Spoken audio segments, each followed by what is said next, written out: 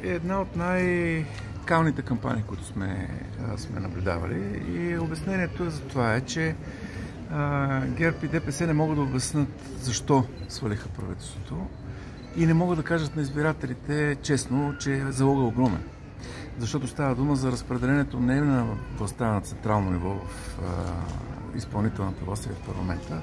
Става дума за съдебната власт, за регулаторите, които трябва да се попълнат. И поради факта, че ние отказахме да допуснем ГЕРБ и ДПС да си презаредат мнозинствата в тези институции, те свалиха правителството. И сега правят всичко възможно да потиснат избирателната активност. Цялата тази мръсотия цели да накара хората да си останат вкъщи. Да ги убеди, че няма смисъл, че не си струва, че няма алтернатива и да си останат вкъщи. Тогава гласовете за тях стават, относителната тежест става по-голяма и те ще могат да определят бъдещето на страната. И точно за това нашия призив е: излезте и гласувайте. Независимо от това за кой, излезте и гласувайте, защото единственият начин да не допуснем ГЕРБ и ДПС да си наредат съдебната власт и регулаторите е хората да излязат масово да гласуват. Притеснява ли ви последната социология, която дава възраждане? Да? Ако погледнете тези социолози какво са показали назад в миналото, ще разберете, че те не са социолози, са така неуспели фантасти писатели. Така че абсолютно не ме притеснява. Има огромно количество хора, които те първа ще решават. Добросъвестните социолози показват това. Около една трета от избирателите, които са заявили, че ще гласуват, казват, че ще решат в последния ден, последните дни за кого ще гласуват.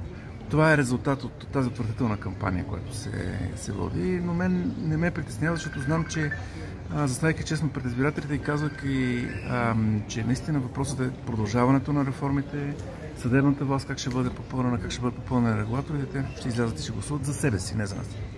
Доволни ли сте от кампанията, която провеждат кандидатите в бургаската листа?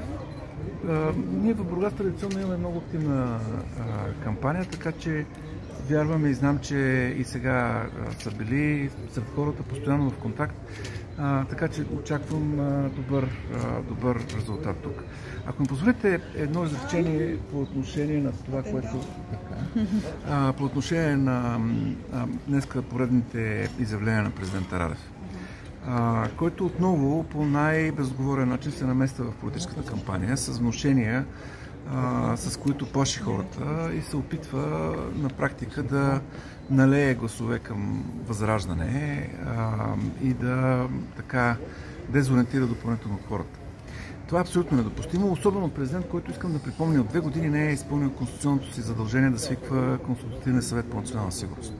Тоест, той няма никакъв интерес всъщност политиките, свързани с отбраната и с националната сигурност, да се развиват, а се занимава единствено и само с подобен предизборен популизъм. Това е недостойно за български офицер и безотговорно за български президент и го призовавам да спре.